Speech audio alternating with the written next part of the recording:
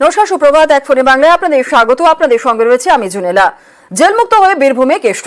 আপাতত জেলায় দলের দায়িত্ব সামলাবে 6 সদস্যের কোর কমিটি। জেলা সভাপতি পদে বহাল অনুব্রত মণ্ডল।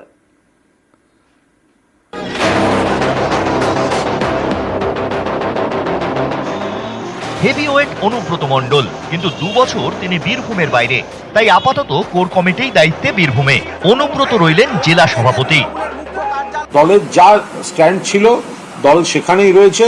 যতক্ষণ না নতুন করে কোনো ঘোষণা হচ্ছে ততক্ষণ পর্যন্ত দলের আগের স্ট্যান্ডই থাকবে। অনুব্রত মণ্ডল বীরভূমের তৃণমূল জেলা সভাপতি।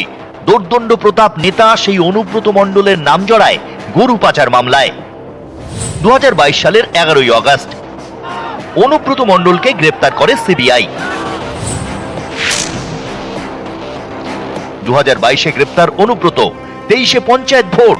23-এর শুরুতেই বীরভূম সামলাতে 9 সদস্যের কোর কমিটি গড়ে দেন মমতা বন্দ্যোপাধ্যায়। পঞ্চায়েতে ব্যাপক সাফল্য পায় তৃণমূল।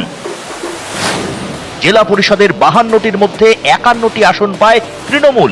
19টি পঞ্চায়েত সমিতি দখল করে তারা।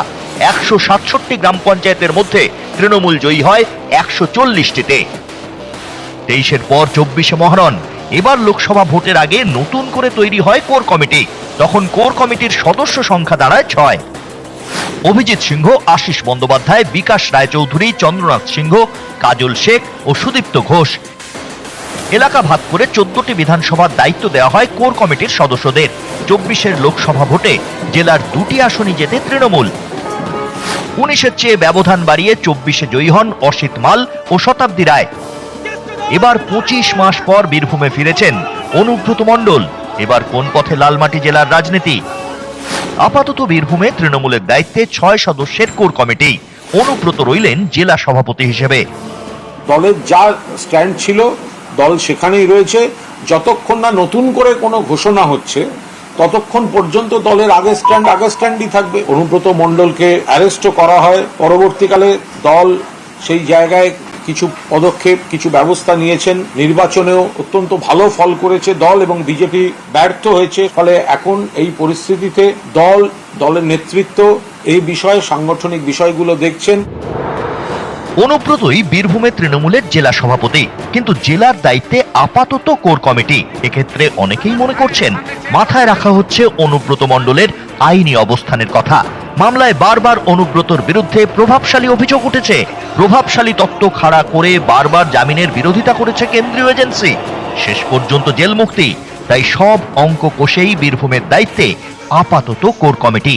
এদিন বিকেলে নিচুপট্টির বাড়ি থেকে সোজা বোলপুরে তৃণমূলের পার্টি অফিসে যান অনুব্রত। জেলা তৃণমূল সভাপতিকে ঘিরে এদিনও সমর্থকদের উচ্ছ্বাস। উঠল স্লোগান।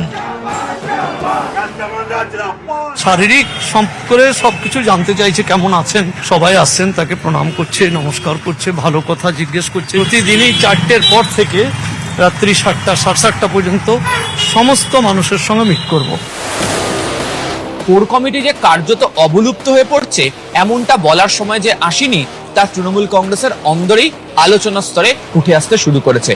ফলে দল যে নীতি গ্রহণ করেছে তাতে পারফরমেন্সকে যে আগামী দিনে মান্যতা দেওয়া হতে পারে তা হয়তো বীরভূম থেকে বুঝিয়ে দেবে তৃণমূল কংগ্রেস। ক্যামেরায় সুব্রত জানা ও গোপাল ওঝার সাথে আবির ঘোষাল ও ইন্দ্রজিৎ রুজ, নিউজ 18 বাংলা।